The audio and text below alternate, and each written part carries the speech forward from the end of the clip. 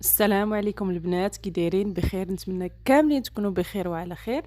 اليوم ان شاء الله جيت لكم فيديو جديد فيه وصفه رائعه الصراحه. كيكه بالكريمه ديال الحامض، كتجي بنينه بنينه بنينه ما تشبعوش منها. كنتمنى تجربوها وتردوا عليا. بالنسبه للمقادير ان شاء الله ساهلين وفي المتناول. عندي 3 ديال البيضات، 3 ديال الخمارات حمر، عندي كاس ديال عصير ليمون، هو في الاصل نص كاس وما باقي كملته بالماء. عندي كاس ديال السنيده وقبيصه الملحه ونص كاس ديال الزيت.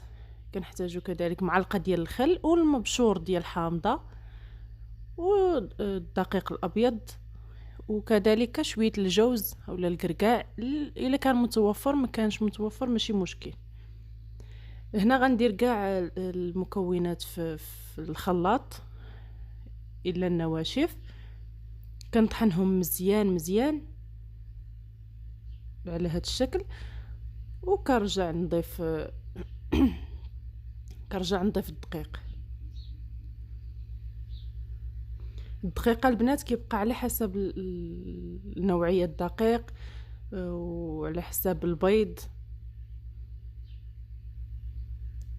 انا هاد المكونات هزات ليا زلافه ديال الدقيق، والبنات هاد المكونات صالحين لاي كيكه صراحه. كتطلع فيهم كيكه مزيانه وكتصدق زوينه الصراحه، وكتجي طالعه واخا يكون المول عندكم كبير. كان عندكم البنات المول صغير غاديش ديروا كاس كبير بحال هكاك، غديروا الكاس ديال العنبه العادي. الا كان المول كبير يعني المول عائلي، كديروا هذاك الكاس الكبير اللي كيكون ديال العصير ولا ديال المولاضه.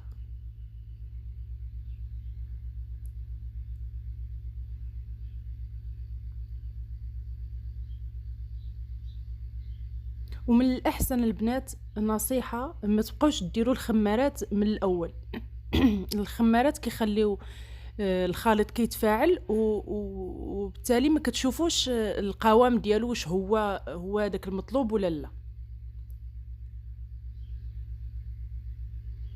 دائما خليو الخمارات حتى الاخر، وضروري تغربلوا الخمارات.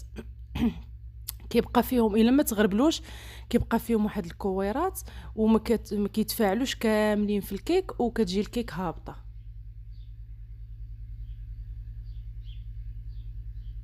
حتى غنكمل كل شيء، وغادي نضيف تقريبا واحد 2 معالق ديال الخل كيعطي الكيك ديالنا واحد الطراوه وكيخليها تجي مفشفشه الصراحه.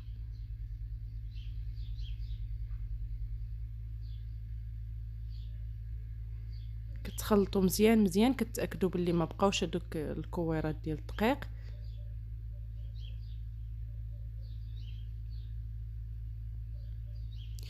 بنات الكيكه ديالنا غادي نديروها في المول اللي دهنتو بالزيت، دهنتو غير بالزيت ورشيتو بالدقيق، وكندخلوها والفران بارد حتى كندخلوها عاد كنشعلوا الفران وكنقصوها مهيله بزاف، وكنخليو الكيك ديالنا طيب على خاطرها. ما نفتحوش الفران نهائيا حتى تدوز 45 دقيقه. هنا البنات حتى الاخير عاد غادي نضيف شويه الجوز كاضافه فقط، كيعطيها واحد النكهه زوينه، وكتجي يعني كتقرمش شي حاجه في الداخل ديالها، ما كتندغيش غير هكاك. كتجي زوينه، كنتمنى تجربوها، واللي جربها حتى البنات ما تنساش خليها ليا في كومونتير.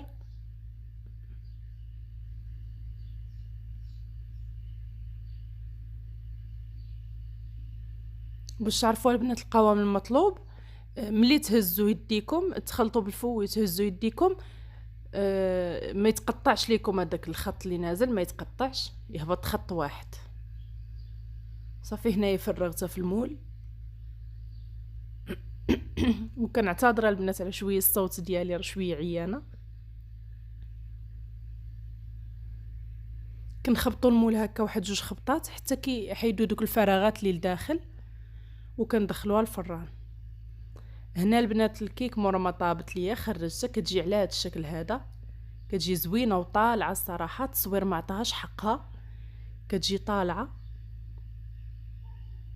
كنسقيها بواحد الكاس ديال بالسيرو، كنسقيها بالسيرو اللي فيه، سقيتها كيف قلت لكم بالسيرو اللي فيه نص كاس ديال السنيده وكاس ديال الماء والقشور ديال الحامض.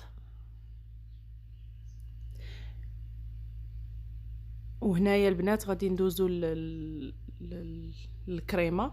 عندي نص لتر ديال الحليب، وعندي 3 المعالق كبار ديال النشا، و3 المعالق كبار ديال السكر سنيده، وعندي واحد 2 المعالق تقريبا ديال العصير الحامض.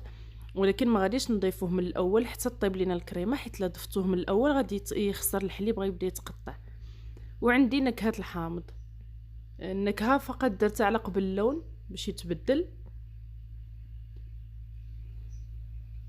كنخلطوا كل شيء على البارد حتى كتذوب هذيك النشا.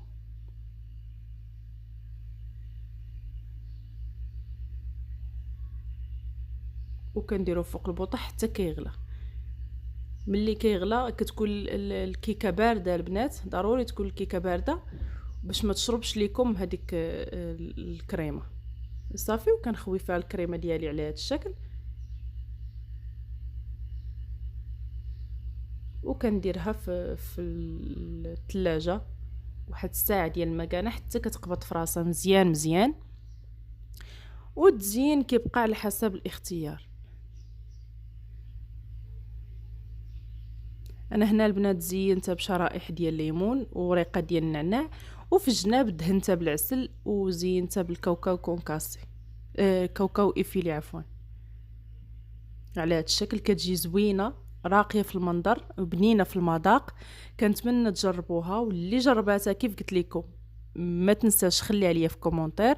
وكنتمنى البنات ما تبخلوش عليا بالاعجاب.